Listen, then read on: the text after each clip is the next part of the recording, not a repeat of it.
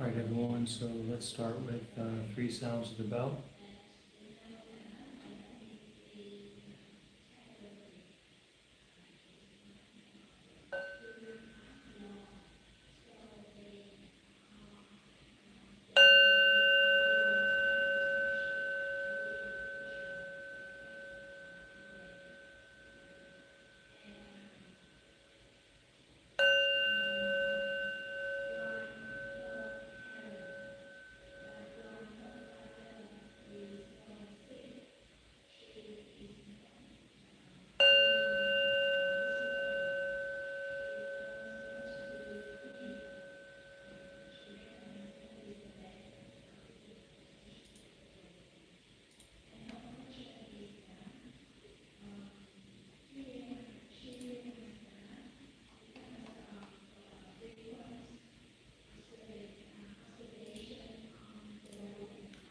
So as per usual, we are here in the present moment.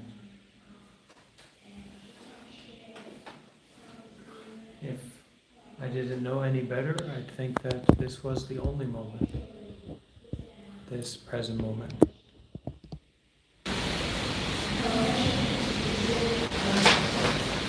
We are gathered together here in the Discord server.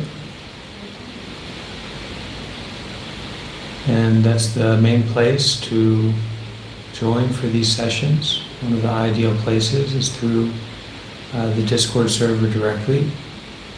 And we're also live on YouTube and TikTok conveniently with 2 phones that are streaming this event. And Discord is an app you can get for your phone. It's kind of like a Zoom group or an ongoing Zoom meeting. And today we're going to practice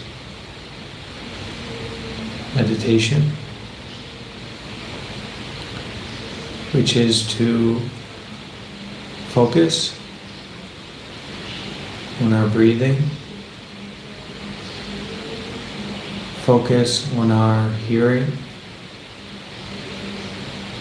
focus on our seeing. And that focusing means to see seeing, to hear hearing, to breathe breathing.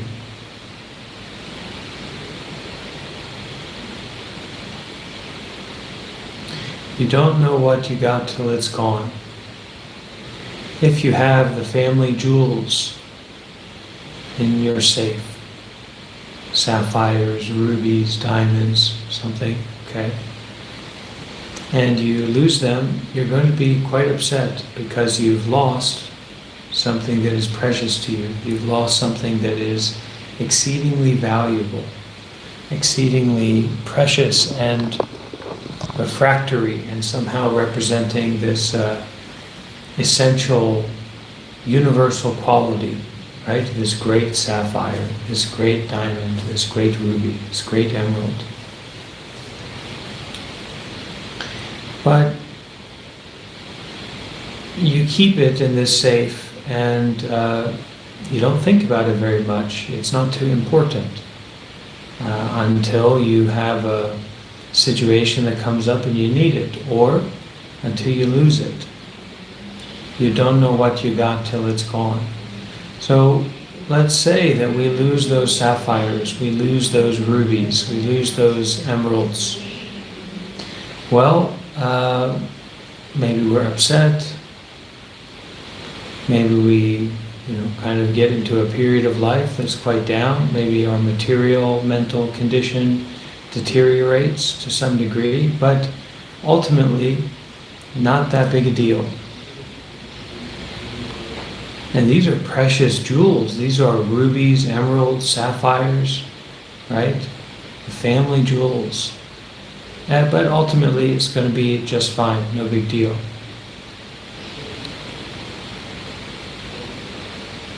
These eyes, or rather the seeing faculty, is much more precious, much more valuable, much more essential, much more vital than these emeralds, these diamonds, these rubies. So we should look at the seeing, the hearing, the breathing in such a way. Even though we can't grasp it, maybe we can't fully appreciate it, so what? An emerald is an emerald. And no one cares if you appreciate it or not. In the same way, your breathing is your breathing. Breathe it. Face it, experience it.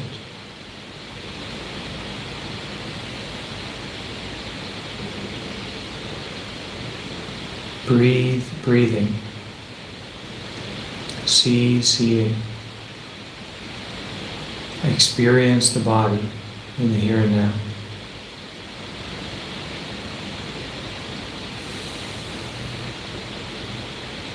Let's listen to 3 sounds of the bell as invitation. Invitations. The sound of eternity is in the bell. The voice of the Buddha is in the bell. So please listen and open.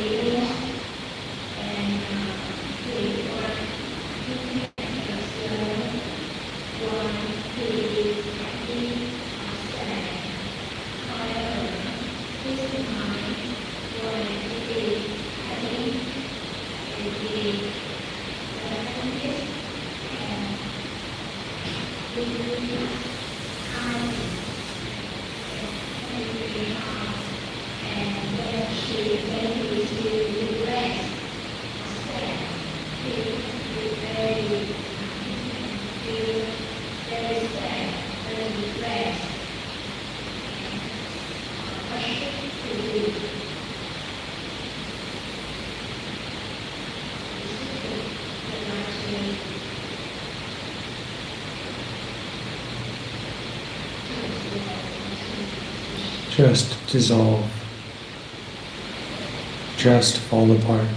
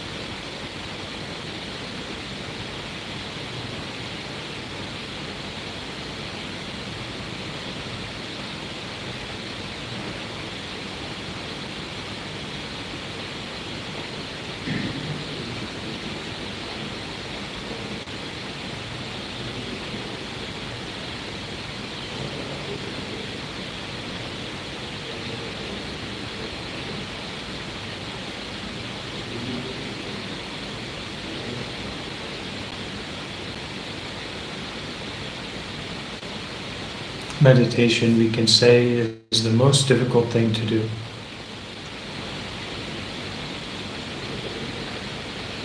And we are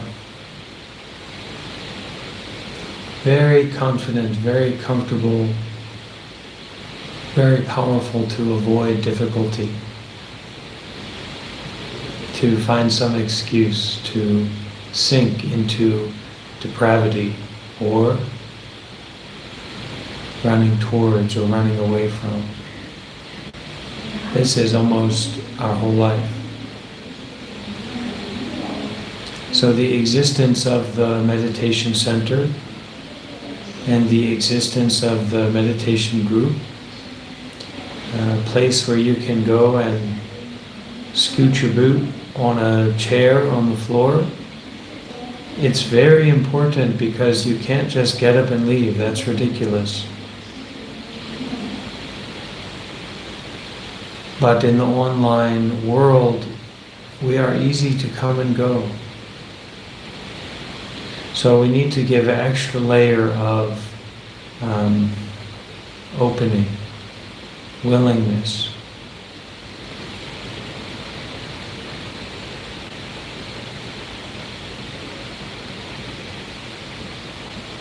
Willingness to abandon.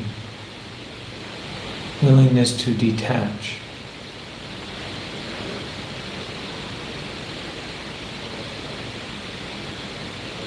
Willingness to give up, to give away, to lose out, to miss out, to fall apart.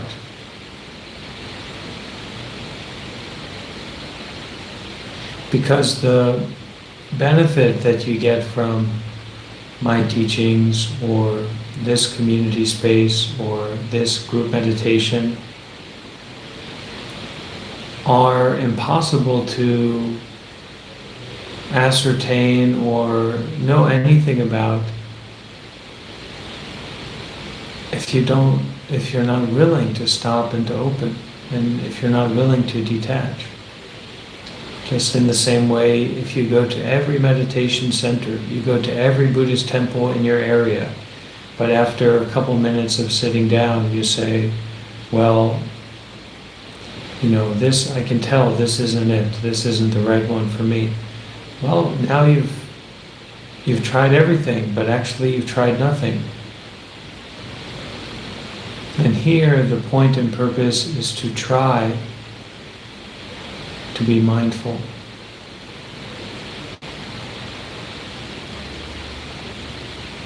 Try to detach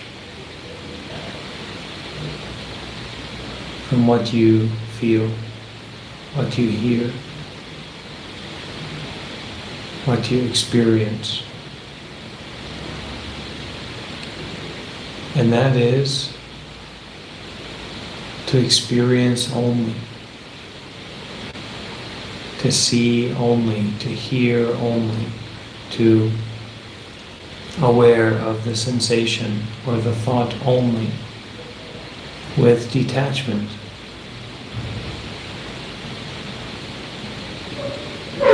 Meditation is not about getting into a trance. It's not about finding a flow state. Meditation is about mindfulness and detachment. Meditation is about taking the position of complete responsibility, complete virtue, just sitting, just breathing, just aware.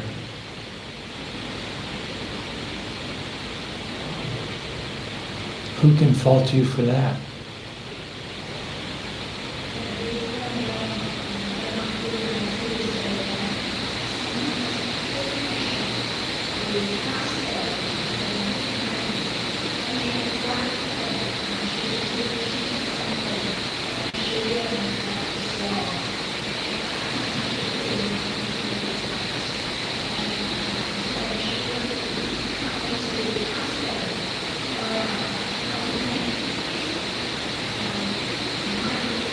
Present moment breathing, present moment aware, present moment to step back and to detach from what you experience. Not important, just experiencing only.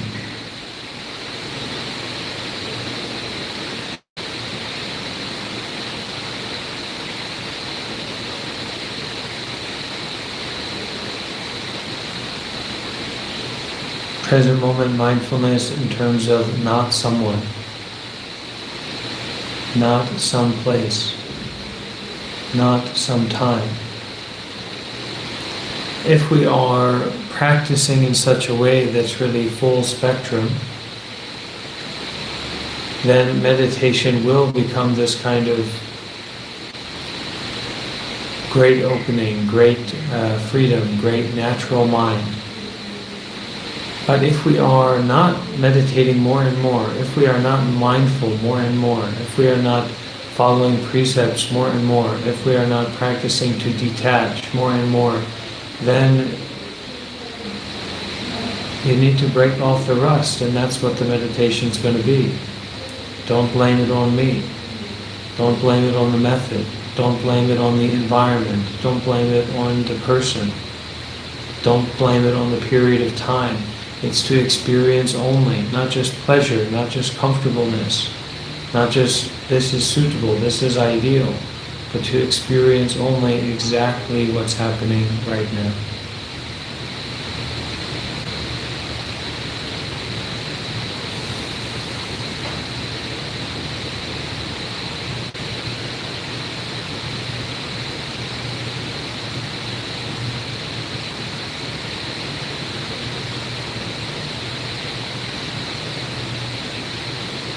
However you sit is okay. However you breathe is okay. However you feel is okay. Why? Because it is to experience only. Your thoughts are to experience only. Your experience of the body is to be experienced only.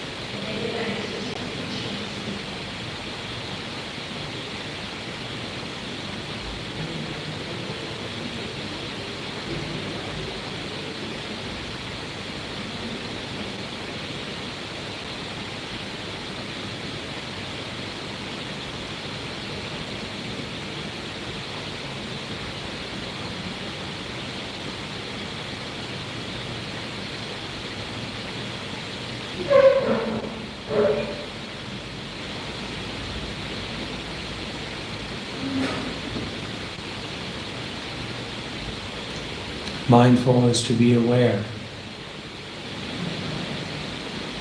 Detached is to step back and to be aware. Detached is to be aware not about someone, not about some place, not about some time. Just aware, just breathing, just experiencing. There is no one who's experiencing it. There's not a particular time or place that you happen to be in that's going to give you qualifying factors for what you're experiencing. Experiencing only, breathing only, mindful only.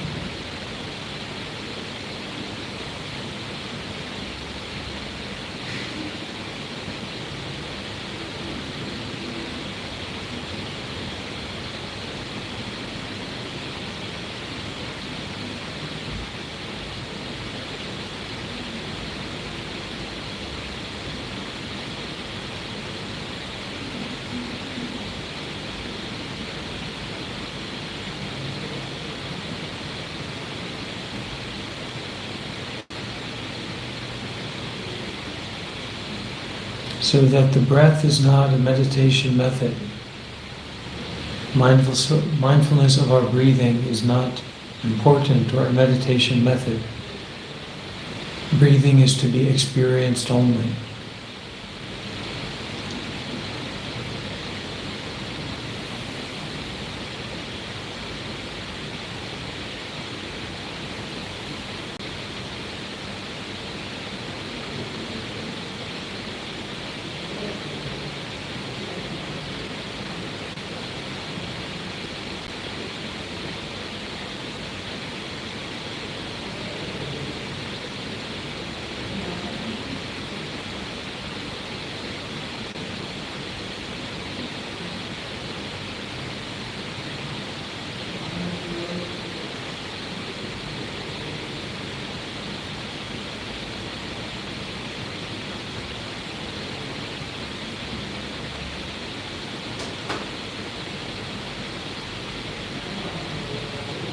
Every time that you get lost, every time that you fall off track, present moment breathing, present moment experiencing.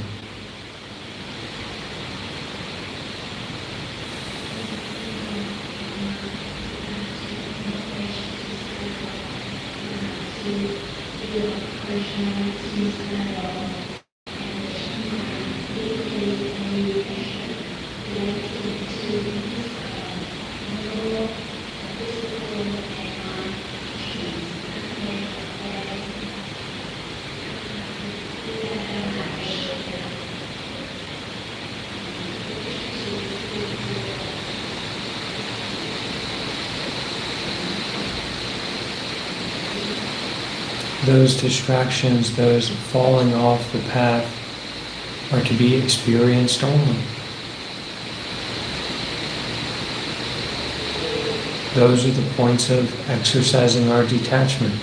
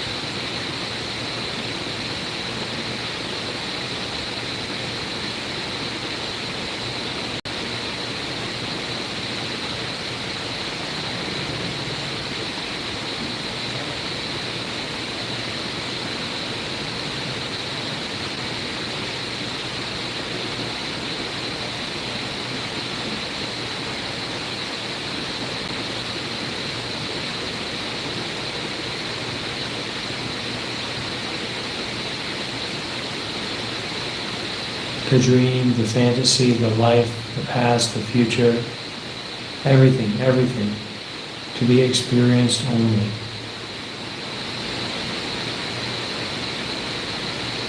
To detach, not someone, not some place, not some time. Penetration of attachment through present moment experiencing, just breathing, just sitting, just hearing, just smelling.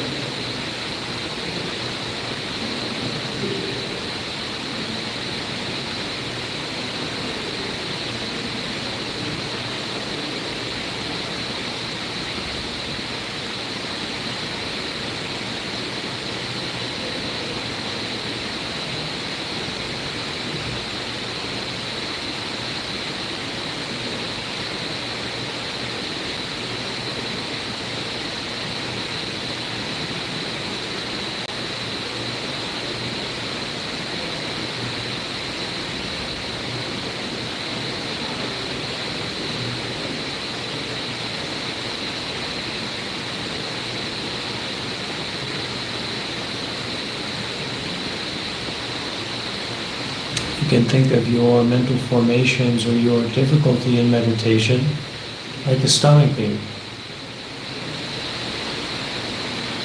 You don't get to control or meditate to your stomach ache. You have a stomach ache, you have a stomach ache. But when it's gone, there's really a freshness and a joy and a naturalness to your experience. But very quickly, once it's gone, it doesn't mean anything. You're just back to normal.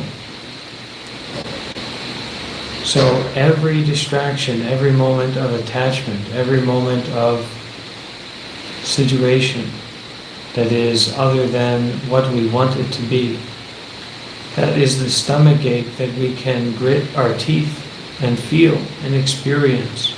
And naturally, with detachment comes a sense of relief, a sense of restart and refresh, and there's so much to enjoy in that. And if you have a stomach ache, if you have a state of mind that is difficult, feel it, experience it, because it is going to teach you that the mind is not satisfactory, that the body is not satisfactory. Meditation is not about feeling good. Meditation is about getting us to a point where real meditation is possible, which is mindfulness with detachment, which is right meditation. So to get to that point, we have to grit our teeth and experience the unsatisfactoriness of the body and the mind. And that can be quite enjoyable.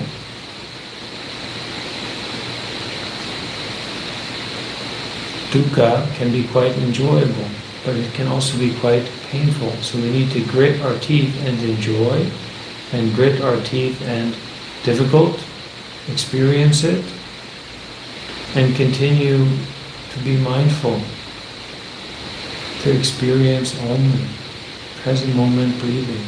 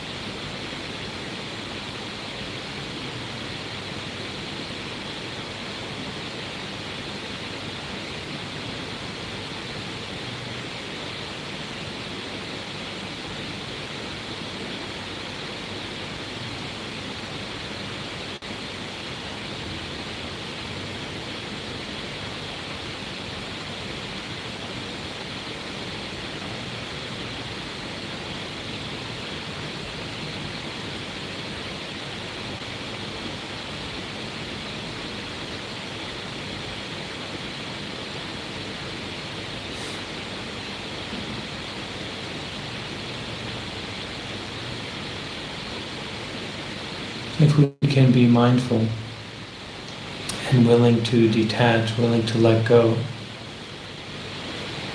then both dreams and nightmares are not much of a big deal. Because waking up is natural for us, mindful and detached. The difficult thought is an invitation for waking up. The difficulty in our meditation is a passageway for present moment experiencing.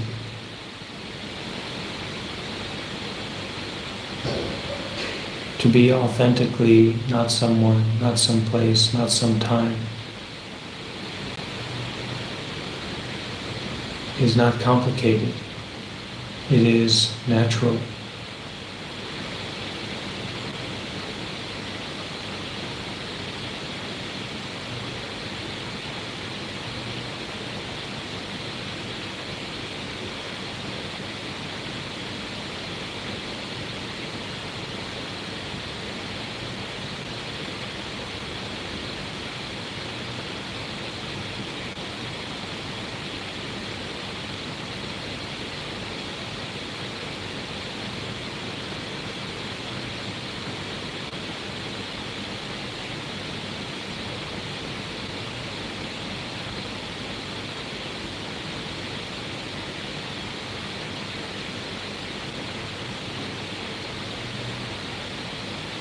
Our thoughts and our experiences are not particularly important. Mindfulness and detachment are particularly important.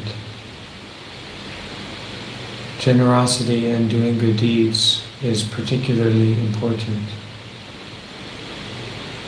Meditation, mindfulness and detachment is particularly important.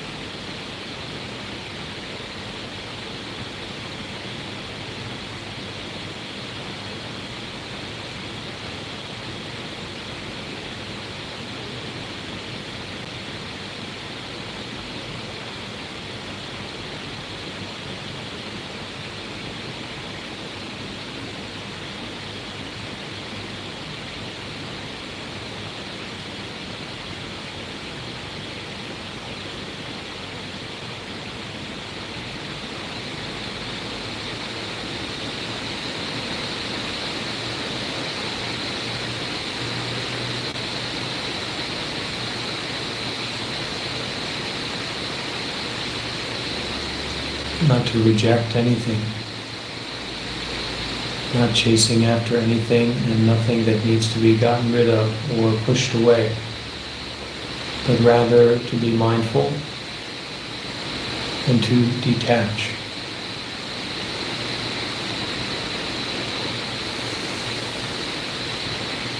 Just aware, just experiencing.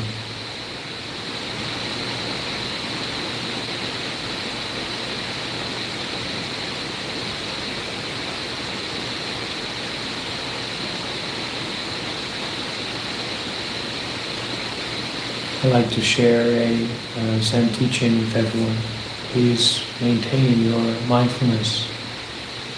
Please maintain your present moment awareness of breathing.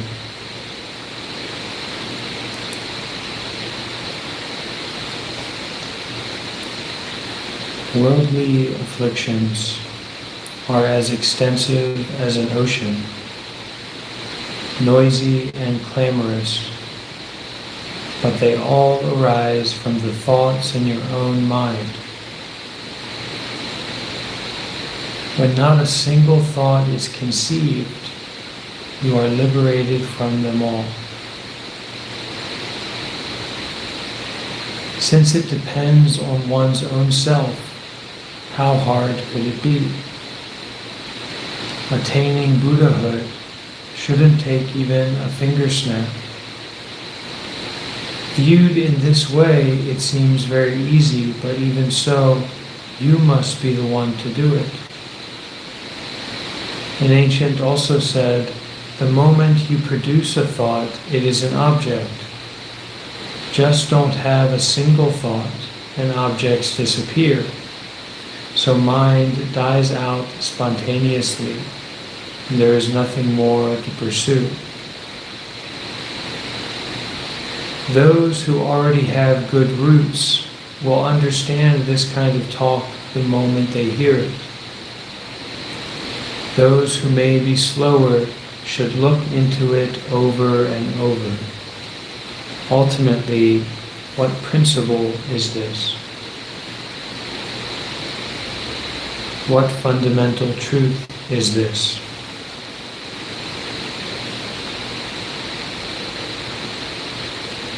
The worldly afflictions, the grasping onto thinking, the like and dislike, the involvement with phenomena, is as extensive as an ocean.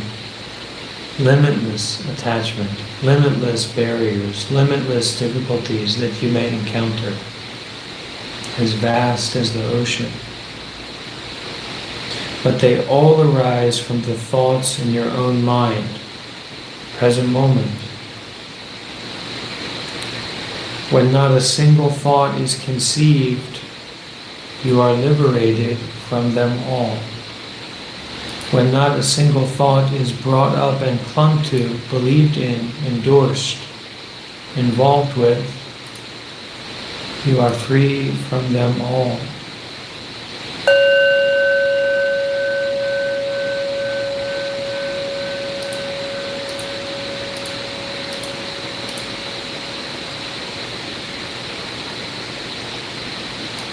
The sound of the bell is also no sound. The truth is also no truth.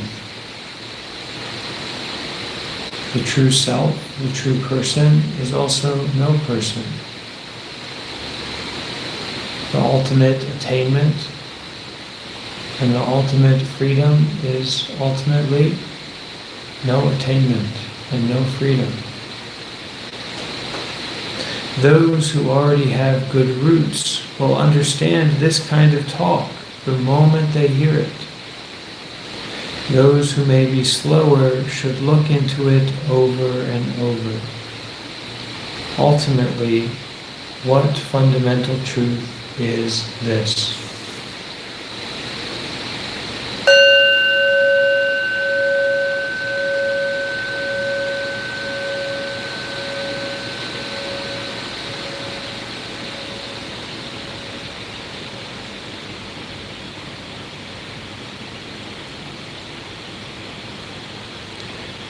You really have to know your own fundamental mind before you can stop and rest.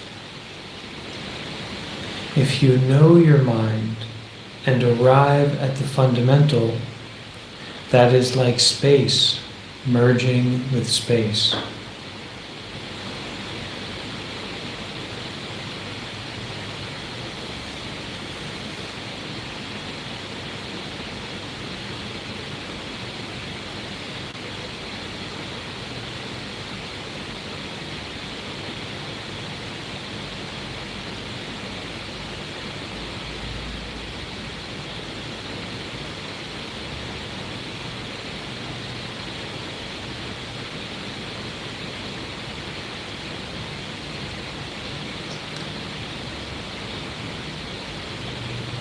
If objective reality is not manifest, what awakening at all is there to talk about? If this situation that we are in, exactly the situation that you are in right now, is not manifest, is not here, if you're not going through it, then what awakening at all is there to talk about? What enlightenment is there to talk about? If the situation exactly as it is right now is not here, then what enlightenment is there to talk about?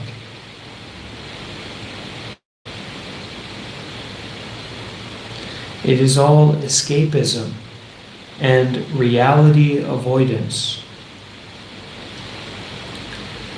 What do you call this? It is like putting a stone on grass. When you remove the stone, habit energies are still there as before. That is to say, real meditation is about you must understand wherever you are. You must be master of the objective world.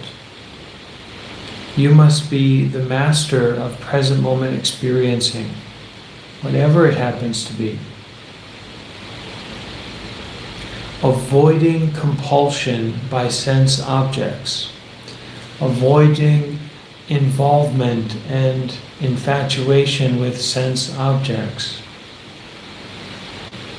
It is very, very difficult. There are 1,000 difficulties, a myriad difficulties.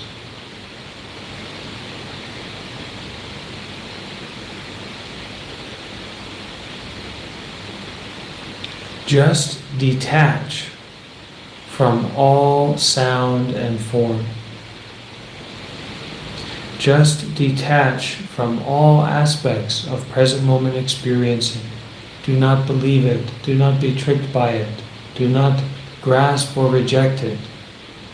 Just detach from all sound and form, but do not dwell in detachment. And do not dwell in intellectual interpretation. This is practice. Present moment experiencing itself. Not dwelling in detachment, not dwelling in unobstructed open awareness. And do not dwell in intellectual interpretation. Do not abide anywhere. Do not dwell anywhere. This is practice. As for reading scriptures and studying the doctrines, according to worldly conventions, it is a good thing. But from the perspective of one who is aware of inner truth or natural mind, natural truth, the truth of ever-new impermanent nature, it chokes people. Even those in the 10th stage cannot escape completely. They flow once again into the river of birth and death.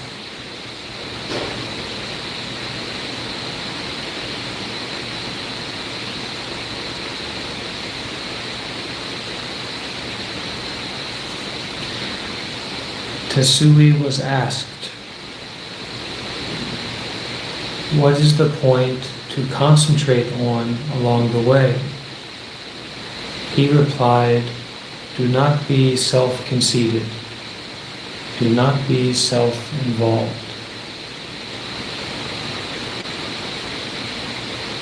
Do not be self."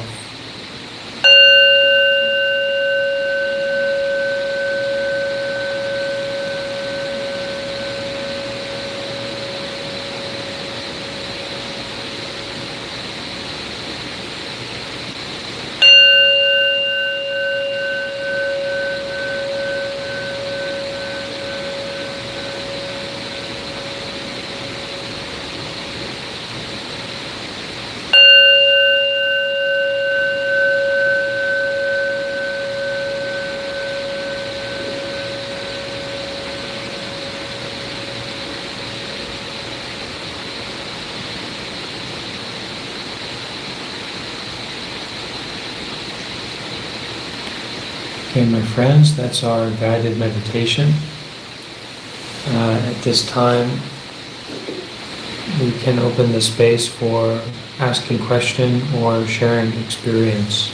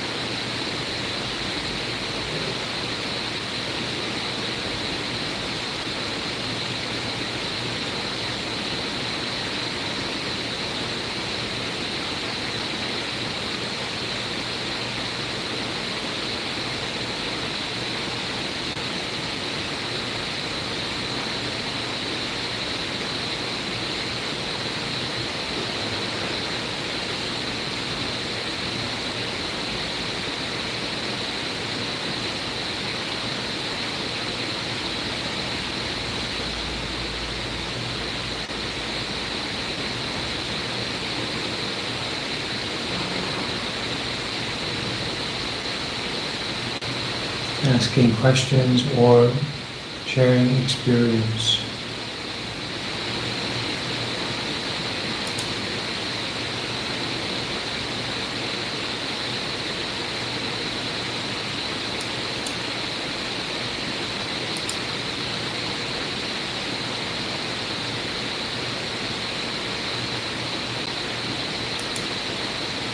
We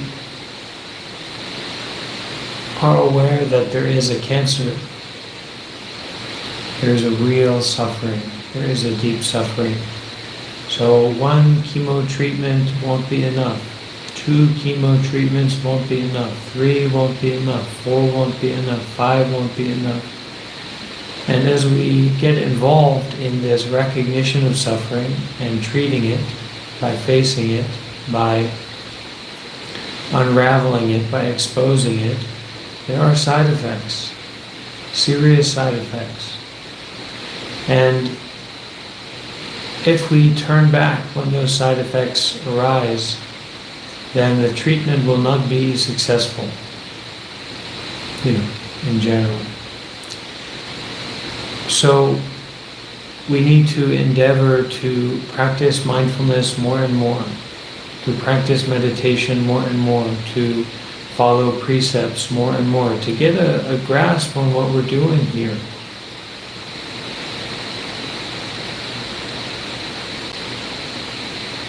To emphasize, prioritize, revitalize doing good deeds, following precepts, practicing generosity, practicing detachment, taking refuge in Buddha, Dharma, Sangha.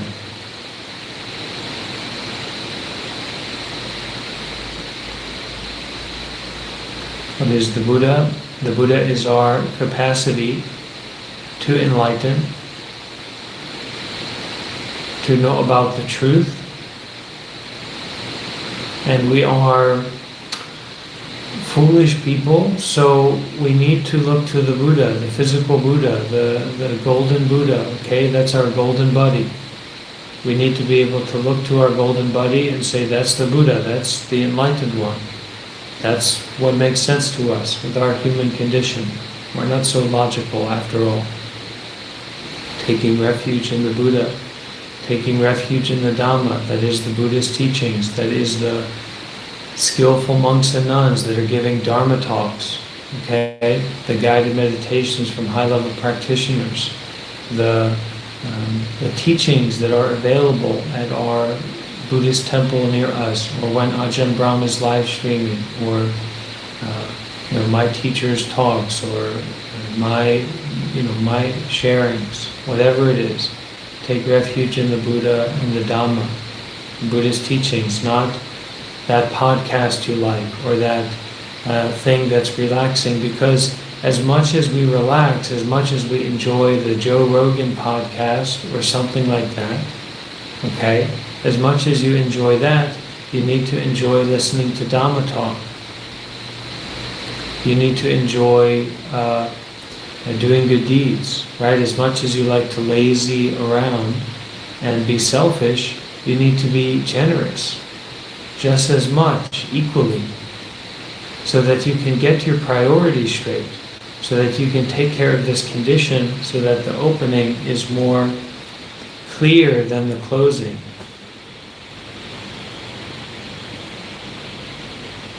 And we need to take refuge in the Sangha, which is a community of well-minded practitioners, the community of monks and nuns.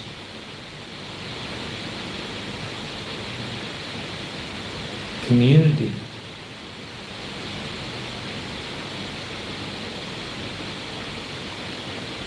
And actually, as much of our activities are not about the Buddha, the Dhamma, and the Sangha, we should have activities to an equal degree that are about the Buddha, the Dhamma, and the Sangha. You know, this is the actionable, practical way moving forward.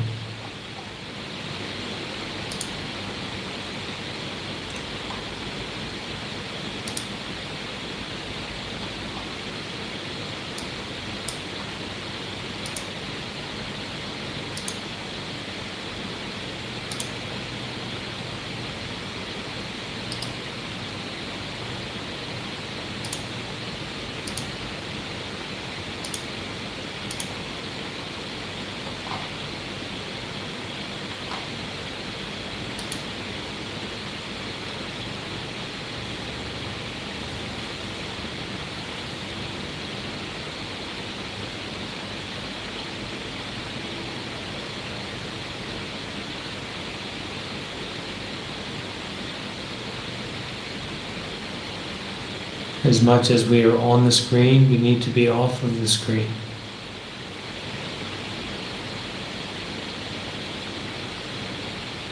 As much as we are doing for ourselves, we need to be doing for all.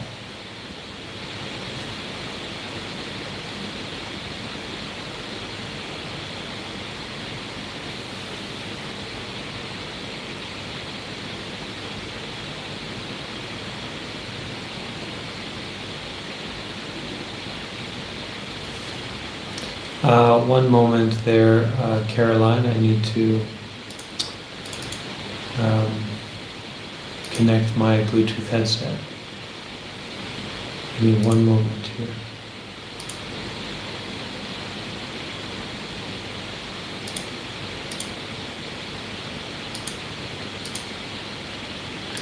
Okay, go ahead.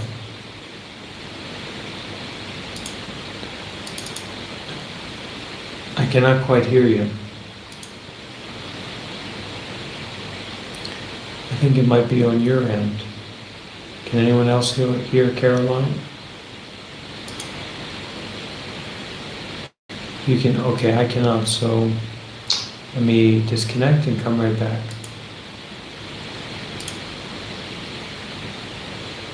Hello?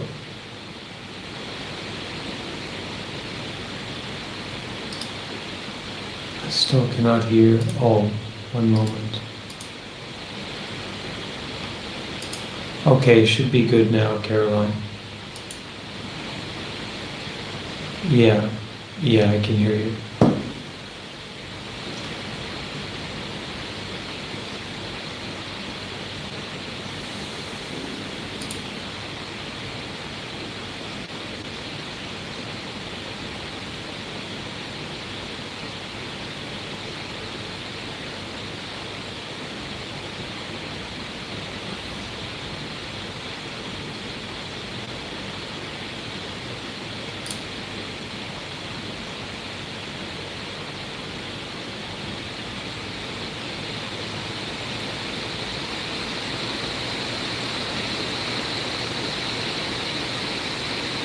What is your question? The first part?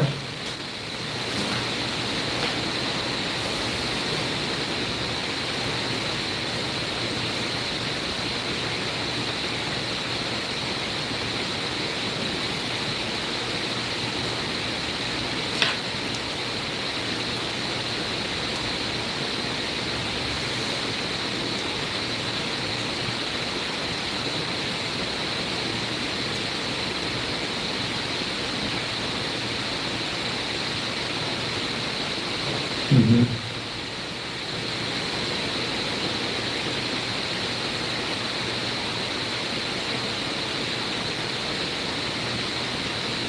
So in a situation where we have a work responsibility, working in the office and the conditions that are there, how to stay mindful and how to stay with the practice during a time like that.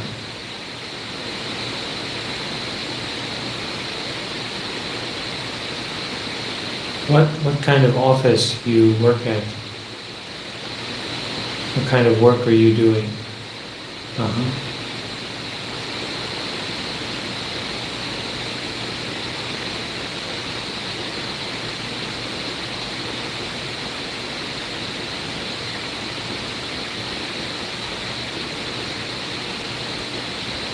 Mm-hmm. Uh-huh.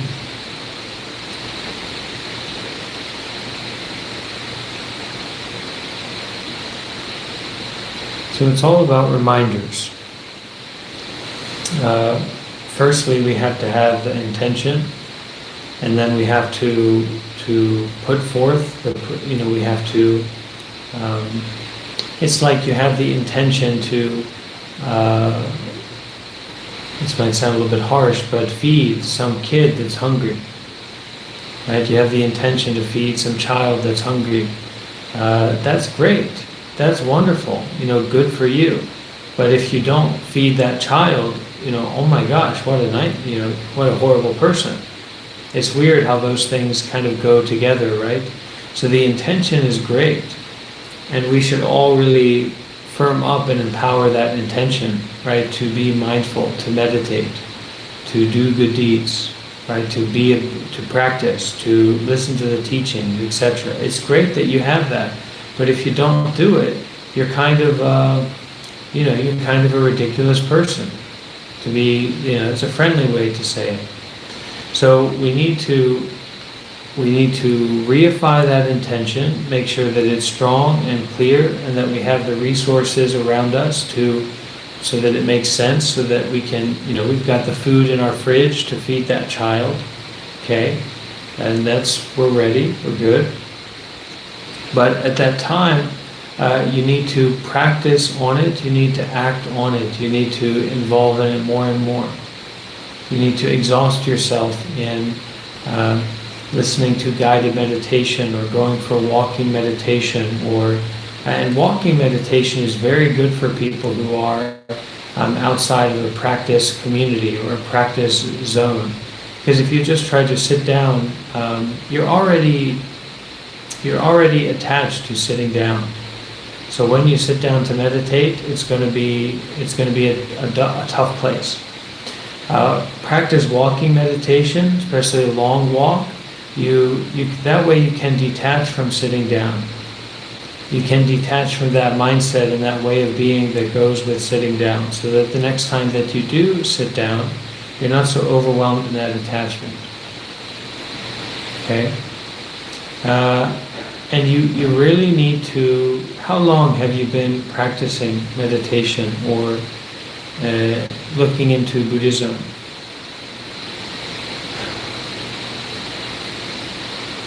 Okay, so you need to, start walking, right? You need to start moving, because this energy, these supportive conditions that are here are not for sure. So you need to make the best use of them while you can, right? It's like here, I have this opportunity to be around my master, my meditation teacher, okay, a real spiritual master, we can say. And we're going to be here for a 3-month retreat. Now, this monk, my master, he may never do a retreat like this again. Right? He is a very, very busy man, and he's just getting busier and busier and busier. So for him to have a 3-month period where there's accessible English teachings and kind of this constant stream of practice, to be close to him where he's not completely busy all the time, very, very rare condition, right? So I can make the best full use of that, and I can get the benefit from that, or I can just kind of meander around the point and waste this opportunity, and then it may never come again.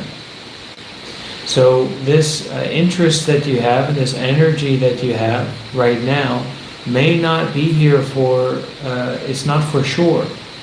So you need to make the number one priority actually for yourself, for your mind, and for your life should be doing good deeds, practicing meditation, practicing mindfulness more and more, practicing walking meditation, listening to Dhamma talks,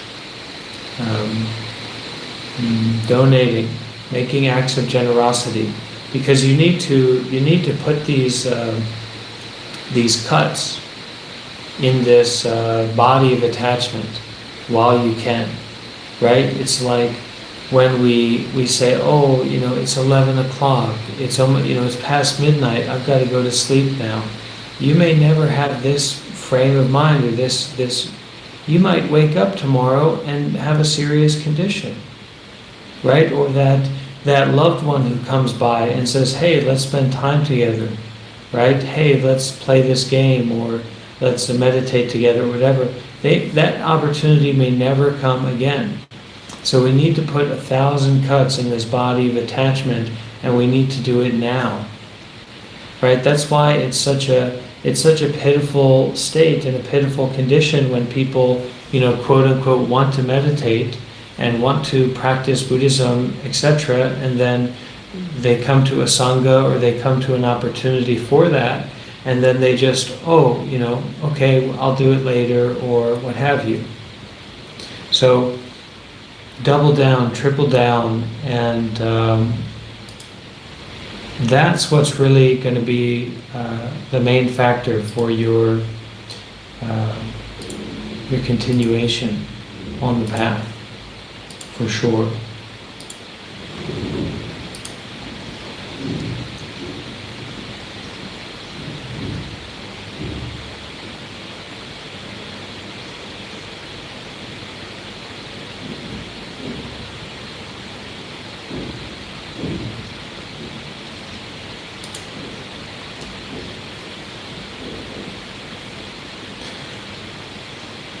And that's fine. And so the way that you should progress forward is not by rejecting aspects of your life.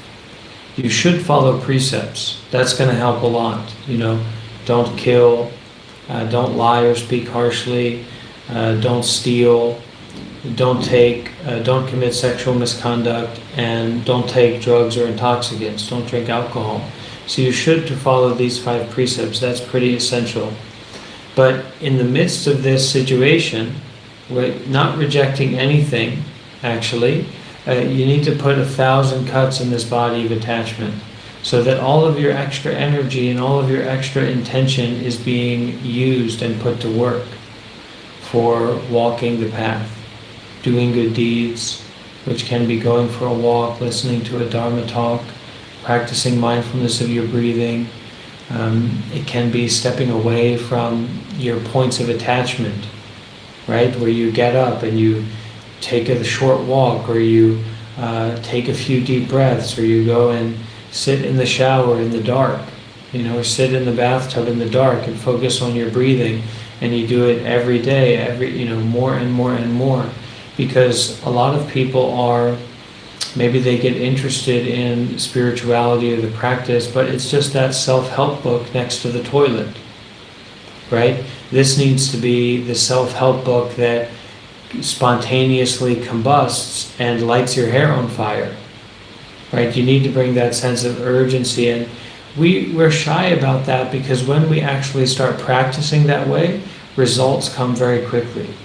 And results can also be awareness of karmic blockages or payback zones, karmic payback zones that we've been avoiding, right? These states of experience where, why do I feel, I feel difficult, depressed, or anxious, or this thing has come up and is like weighing me down. It's like I've got a panic attack out of nowhere. What's going on? That's a payback zone. And people avoid those karmic zones, or those those growth points through their consumption, distraction, complicated thinking, breaking precept, right, mindlessness, overconsumption. So we need to dare to put 1,000 cuts in this body of attachment. And actually everything's going to be fine. It's good to feel bad in that sense. Because it means that we're being mindful and we're putting forth the effort and we're putting forth the work. And that's going to make it more clear to us the importance of the path, the importance of the Buddha, the importance of the Dharma, the importance of the Sangha. And then we're going to go more and more in these directions, which is going to empower us and feed us. Thich Nhat Hanh says there's no suffering without happiness. So your degree of suffering or awareness of suffering, your involvement in the mud is your lotus, is the potentiality of your lotus. Right? Because a lot of people are quite miserable, but all they do is kind of avoid the mud, and then there's no lotus for them. There's no sacredness, there's no profundity, there's no real happiness or freedom. So we need to enter into the mud. We need to experience the muck, because that's where all the nutrients are. That's where all the growth is. The sweat, the heat. Right? We've got AC, so we don't need to be so afraid of the heat. We've got a washing machine, so it's not like we need to, watch and maintain our robe or something like that. We're ready, we're prepared, but we're using all of these items for attachment. Right? We're using all of these items for, the car that you have, or the shoes that you have, or the health that you have. It's all for attachment. It's all for someone, at some place, at some time. It's all for getting pleasure, avoiding pain. And so actually we're using all these things in an exceedingly limited way. And that's going to lead to and kind of leave us in a very closed off way of living. And we don't need to be closed off. Right? Life is a grand opening. And we need to be ready to show up for it.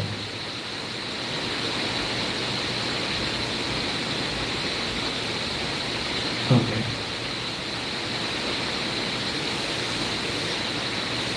Let's listen to a sound of the bell.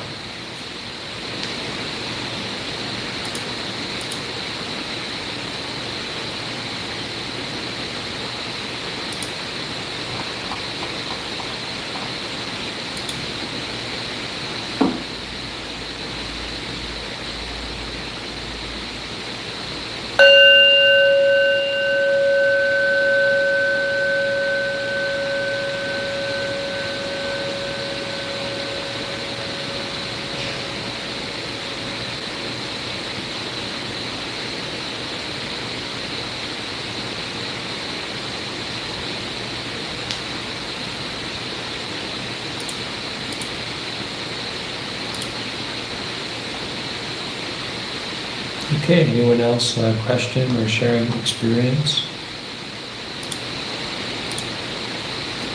And we can also remember that our question and our sharing experience can be an act of generosity, right? So if you have the shyness, or something's kind of close to the heart, or you think it's not relevant or whatever, well, that's your generosity to offer it out. It's not just you here. It's not just me here. We have our community. So we can actually help people a lot when we are willing to share, when we dare to share. Yeah? Nina, you want to say something?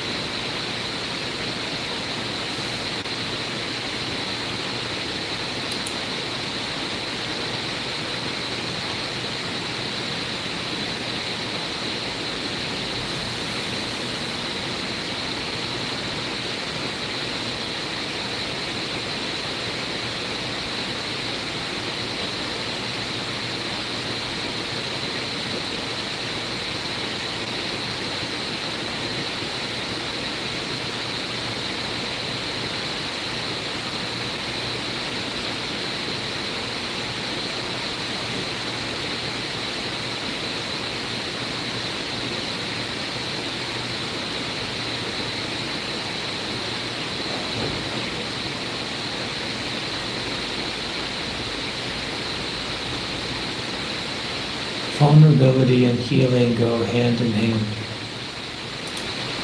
Exposure and resolution go hand in hand. Find a way to put yourself out there. Find a way to be exposed. Find a way to be vulnerable. The deeper the wound, the more exposed it needs to be.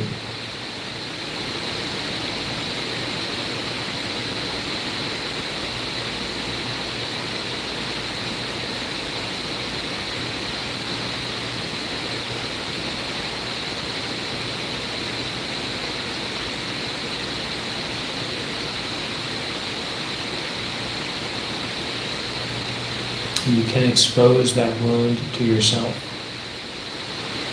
to your Buddha mind, to your compassion mind, to your heart mind.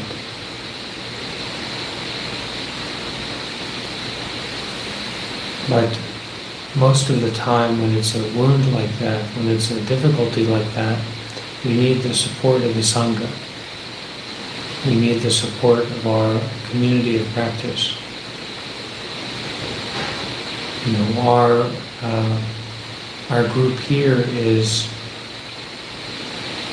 certain gathering of the mind, but for most of us, we are very, very attached to the body, and we don't necessarily have much experience of detaching from the body.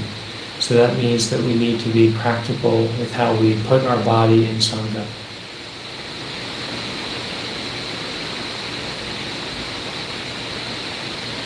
And that can be going to an Addicts Anonymous, or Sex Addicts Anonymous, or Narcotics Anonymous, something like that. Instead of prioritizing those breaks, we prioritize the work of healing.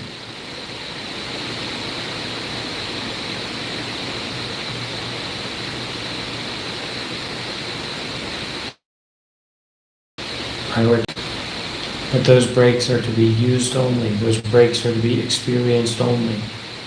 And attachment is very quick to involve in those breaks, right? And now you find your life to be, when's break time?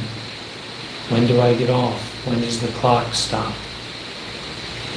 Well, what are you doing? That's no way to live. So it's not about taking a break or taking a rest.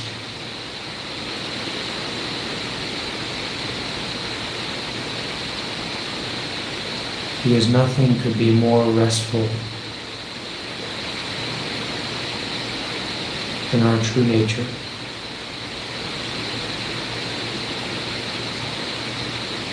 Than our true mind of not someone, not some place, not some time.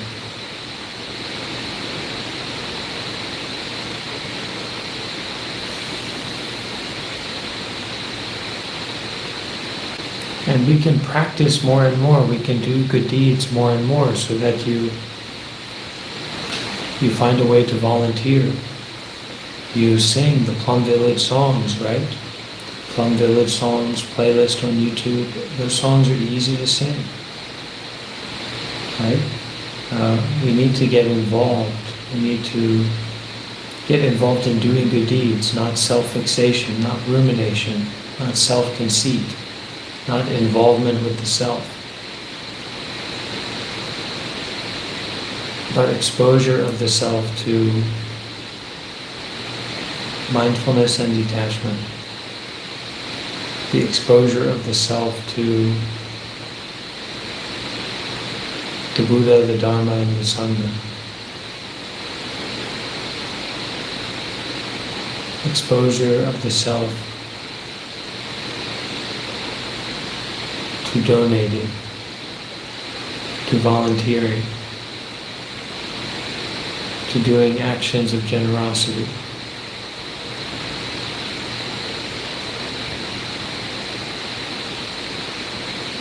To just be, to put yourself out there and just be.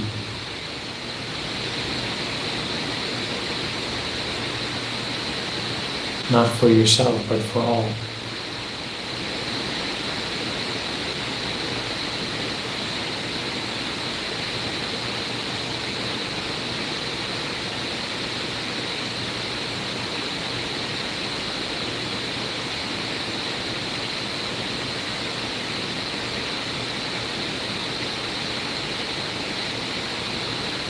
volunteering, doing good deeds, right? Things are difficult.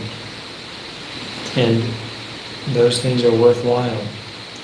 When they come from a heart of generosity, it's that we're not doing it for ourselves, but that whatever we have, whatever this self has that's valuable, is being used for all.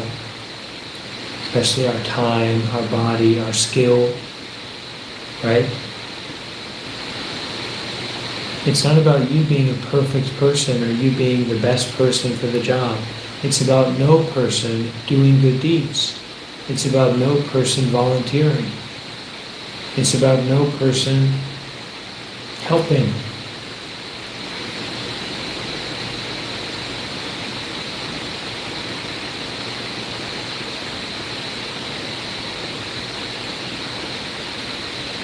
We have one member of our community, Michelle. And Michelle has volunteered here many times for hosting meditation events. And sometimes only one person or two person or something will join her, but she's done it quite a few times. And you can volunteer here. There are things that we can do.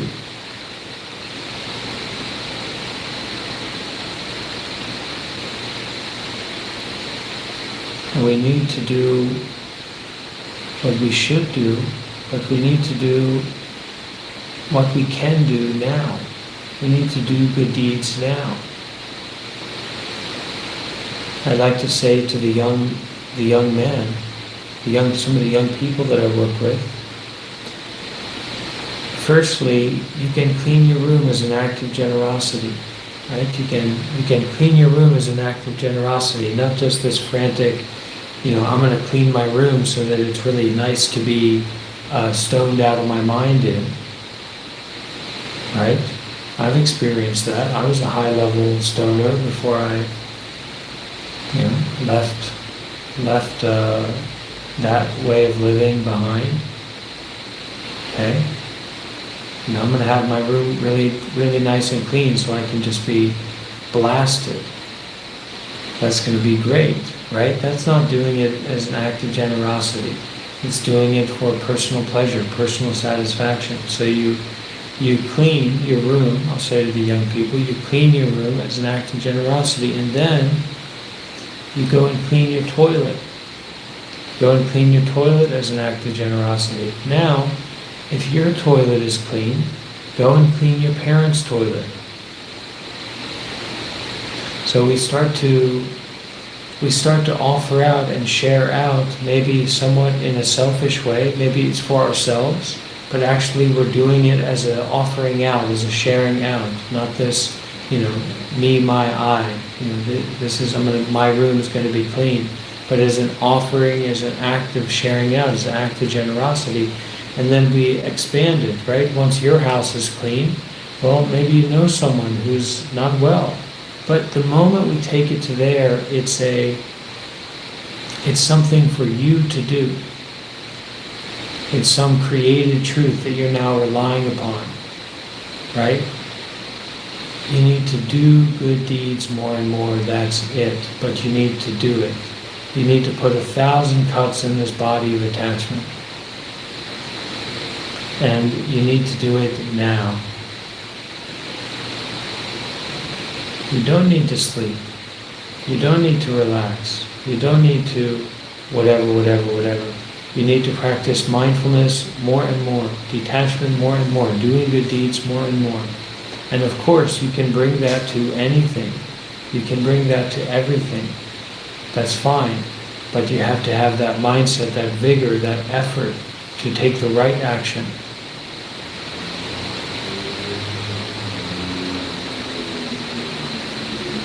Right? Doing our work, doing our relationships, doing our leisure time or our open time with mindfulness and detachment is possible.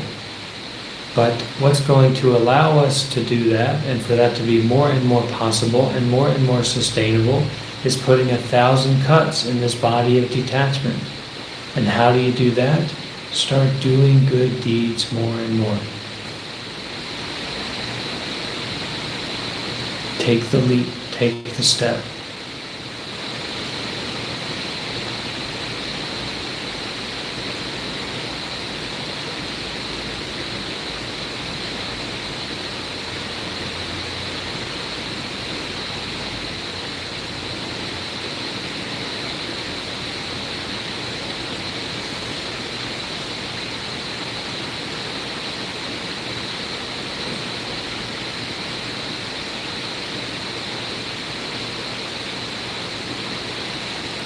Any other questions or sharing experience?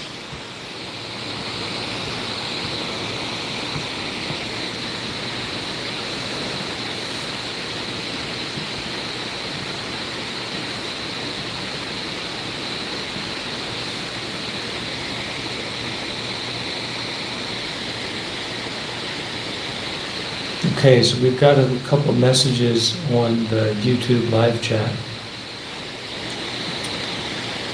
Frederica said, I volunteered at a local football team for 4 years and stopped in April as the team disbanded. I have felt very empty since. I'm realizing I need to start again. Didn't realize how important it was. Actually, empty is the wrong word, as that would be attachment to it. I'm still working on all this. So don't work on all this. Working on all this is your problem. That's your problem, is that you won't stop working on all this. Christina. Stop working on all this. Stop figuring it out. Stop working through it. That's your issue. Okay? And the true Christina is not someone, not someplace, not sometime. Not Scotland and not Switzerland.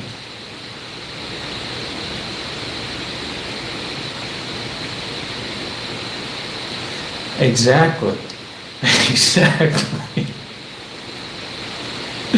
See? It's true. It's actually true. So, still working on this. Stop working on all this and go and do good deeds. Go and volunteer. Go and put yourself out there. Go and share your skill. Put a post somewhere and say, hey, I'm donating. I'm being generous. Okay? I can do web editing or whatever. And then you do it. Now, if we are donating or volunteering under the umbrella of Sila, Samadhi, and Panya, virtue, meditation, and wisdom, if we are involved with the Buddhist monks and nuns in how we are donating and volunteering and doing good deeds, anybody who's been to Plum Village Center or has spent time at a monastery or with monks that they, spiritual community that they appreciate, they know the value of that. So don't be shy to go in those directions either. Okay? It's possible to support me in certain ways, of course, but also I can recommend you other organizations for you to get involved with, for you to donate, for you to support. Right? Plum Village and Bhikkhuni. There are Bhikkhuni monasteries as well. There's one, Anukampi Buddhist project. There's a lot of different things, but you just need to, be ready to detach, be ready to volunteer, be ready to give away so that, you can be used. Be a useful person. If you can't use this body and mind, put yourself in a position to be used, to be useful, right? We're just too arrogant, we're too self-centered, we're too conceited in the importance of working through it, working on all this. You need to be useful. You need to do good deeds, right? Anukampi Bhikkhuni project in England, exactly. It's a lot of nice things like that.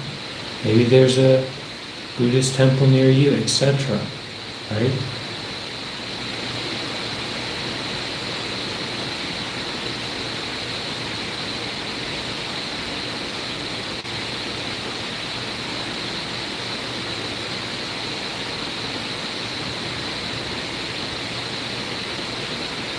European Institute of Applied Buddhism. And you want to have something that's a direct experience, right? So ideally, we are going somewhere and doing gardening and volunteering or bringing food to the monks or something like that, That's a joy, that's wonderful.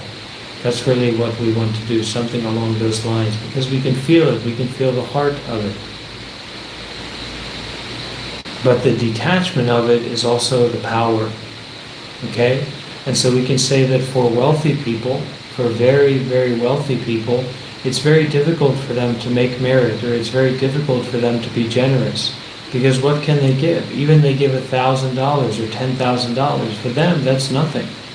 It just feeds their ego, it feeds their arrogance. Oh, I gave that money to this organization. But it's not actually valuable for them. It's not, So the real power of it is the detachment that goes along with the generosity. So even giving a small amount, or acting out, sharing out, volunteering in a small amount according to your ability is going to be a big deal.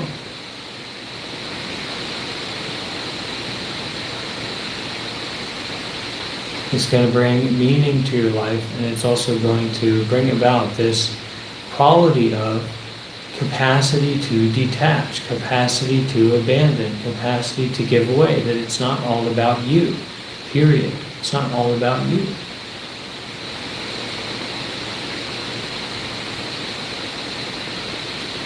It's not all about me, period. There's no discussion about it, okay? It's not. And this mindset of still working on all this is where the ego gets its tentacles into you. And it's not that you figure it out, you work it out, and you become this good person or this more generous person. No, you just say, well, I'm too tired, or it's not the right time, or it's not convenient. Right? I'm not comfortable enough for that. There's too much effort I need to put in for that. And then you just sink into, your relaxation, or, you're enjoying some video or whatever.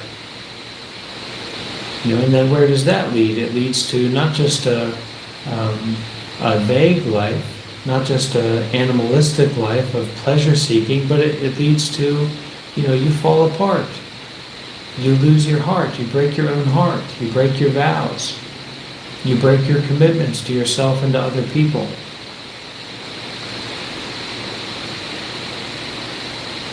So that teaching is not about figuring it all out, is that it's not about the ego, it's about being generous.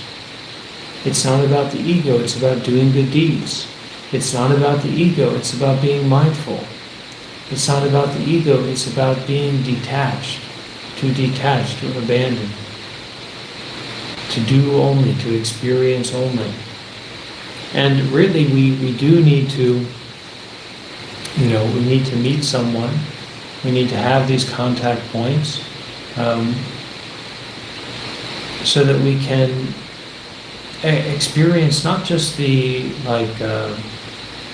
truth of this idea, the practicality of this idea, but the power of it, the authenticity of it, the depth of it that is just nuclear, right? And it's a human interaction, it's a heart-mind interaction. It's not about the ego, it's not about the math of it. It's not about the understanding of it, what you understand or how you've worked it out. It's a nuclear. Goes right through you.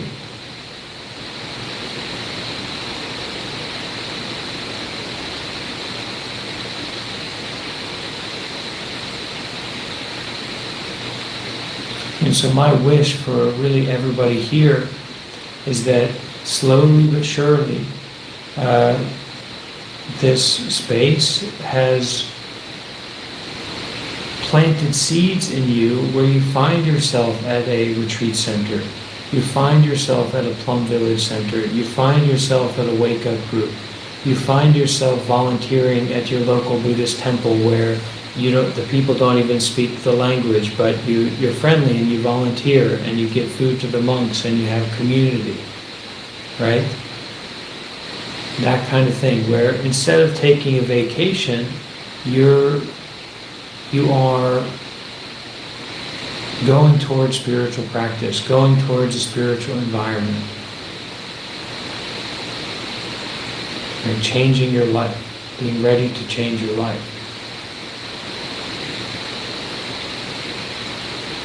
And to know that that is available to you, that is accessible to you, right? At least to be in a safe place, at least to be in a spiritual, supported place that's not about transactions and deals and profit models and who you used to be or your ego or whatever.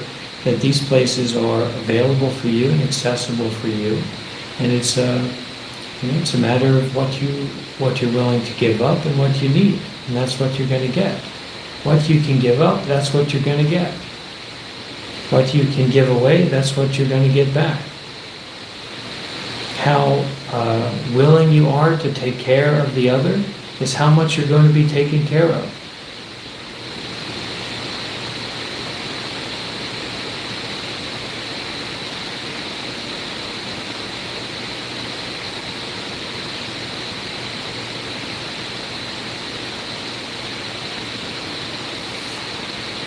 Because cats teach us that, right, Christina?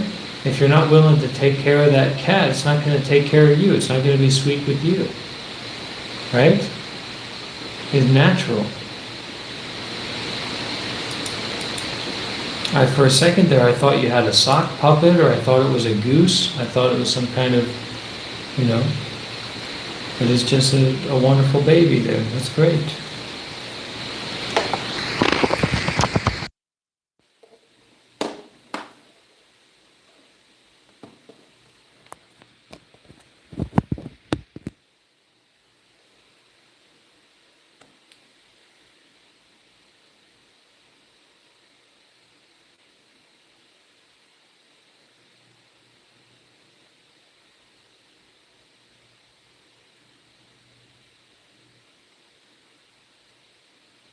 The present moment is like compost, or rather the leavings and the waste products that we make into compost.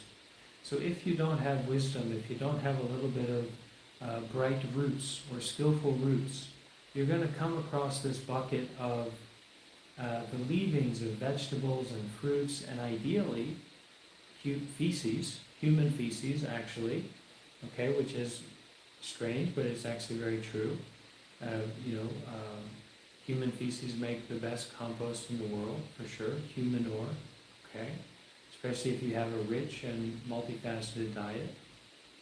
I'm actually at the Plum Village Center, the Thich Nhat Hanh Monastery, where I stayed at in California, which is definitely a home away from home, or a home for me. One of their groundskeepers is actively collecting the urine of the monastics and the urine of the people who stay there, actively, and is also connecting his own feces to create compost. All right, so anyway, if you come across this bucket of human feces and old vegetables and fruits, you're going to say, what the heck's going on here? What kind of place is this? Right? But if you have the wisdom, if you have the understanding, and we'll come across the present moment experience like that as well. What the heck is this? I'm supposed to be wealthy. I'm supposed to be, have all these women around me or something. I'm supposed to be living in a skyrise. Okay? I'm supposed to have an Audi A8. What the heck's going on? What am I wearing? Okay? What's going on? Why do I feel panic? Why do I feel anxious? Why do I feel depressed? Why do I feel confused? So we come across this present moment experience, and then we're befuddled with ourselves. We're befuddled about, what is this? What it is, that which is to be used only and experienced only. It's not to be put our hands in and put it all over us and to taste it and put it in our ears and our eyes and our nose and our mouth and, in our mind. And what is this? What is this? No. It's not to be figured out. It's not to be worked out. It is to be used only. It is to be experienced only. And that's how you get the compost. That's how you get the fertilizer for these seeds of your goodness, of your generosity, of your compassion, of your healing, of your kindness, of your patience, of your resiliency. So we need to face only, experience only, use only this mental and physical phenomenon. Not to be attached. So that we can make this fertilizer in which not just our own heart mind can grow, but that this community can grow, this Sangha can grow, right? This real community. I'm not talking about our user base or something like that. I'm talking about this Sangha, this community of well-minded practitioners can grow and become more established, right? However that looks. Doesn't matter how it looks. It's just that that fertilizer can be there and that we can plant these seeds naturally according to our own growth and our own development together. Okay. So let's bring our hands together and we'll share the merit. So I just wanted to say what merit is. If you do good deeds, you feel good. If you do good, you feel good. If you do bad, you feel bad. Mostly, for limitless eons, we have been unskillful, right? And our parents were unskillful at times, and our parents' parents and our ancestors were unskillful. Okay, we weren't raised in a monastery with the perfect Buddhist monks and nuns. Maybe if that was the case, maybe we wouldn't have such so many demerits or experiences of difficulty or experiences of mental stress or physical stress, right? So there's merits and demerits. If you do good, you feel good. If you do bad, you feel bad. And it's not just about this life. It's not just about this moment, but it's infinite past moments, right? Infinite past ancestors. And we've got to deal with that. And we call it our past lives because it's a point of responsibility that we take. It's a point of interbeing that we recognize past lives. It's not to be figured out. It's to be used only and experienced only. So, when we come together in a group like this, when we listen to these teachings, when we've got an open heart and an open mind, and we've got our concentration, and we've got our wholesome-tration together, those are good deeds. That's doing good deeds, mindfulness, and detachment. When we do that, we create a lot of merits. You do good, you feel good, right? So we offer those merits, all the merits that we have done till now, all the good effects from good deeds that we have accumulated until now, we offer out to all sentient beings, so that they may walk the path, so that they may be free, so that they may become enlightened, so that they may be healed. All right? Let's bring our hands together and you can repeat after me. And at the end we'll say sadhu 3 times, which means well done. Good job. Okay.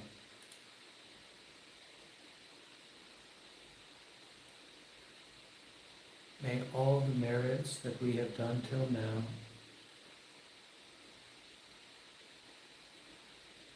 be offered out and shared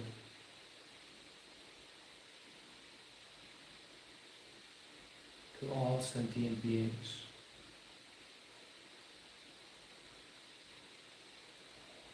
May all the merits that we have done till now be offered and shared out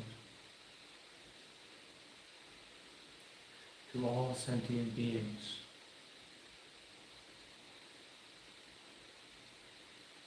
May all the merits that we have done till now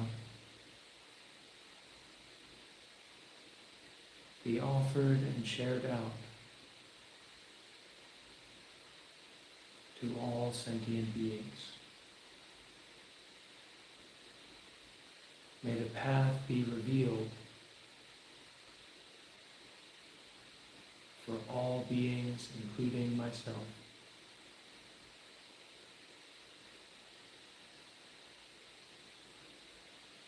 May the path be revealed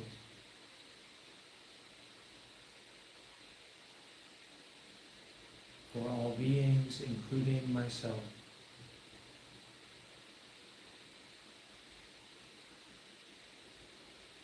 May the path be revealed for all beings, including myself.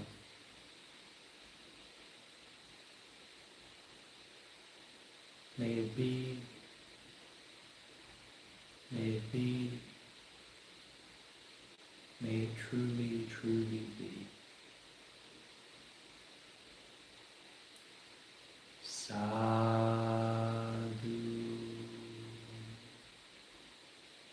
sadhu,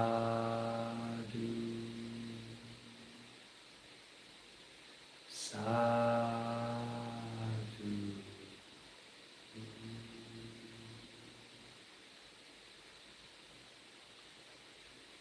And you can make a deep bow with the sound of the bell.